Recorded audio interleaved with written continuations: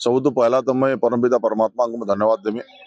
तारपरे आमर बीजेपी निर्वाचन मंडली प्रत्येक भोटदाता मान को मैं धन्यवाद देमी।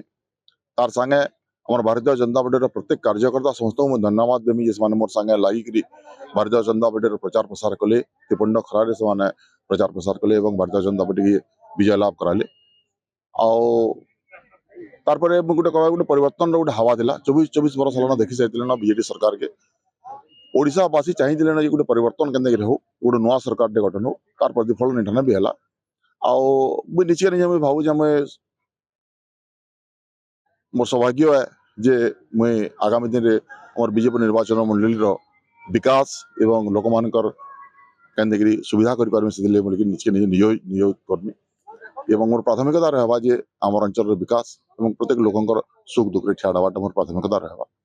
आउ निश्चित भाव में विजय लाभ कला बेले के समस्त को खुशी लगे किंतु मुई भावुचे मोर ऊपर गोटे बहुत बड़ गोटे गुरुदायित्व मिलला मते जे आगामी दिन में मोर गोटे रेस्पन्सिबिलिटी आसला लोक मान जेन भरोसा अच्छे मोर ऊपर जे सनद गढ़ते आगे जो तमें जिताऊँ बोले आम अंचल विकास हवा से दायित्वटा मोर मुड ऊपर रहा।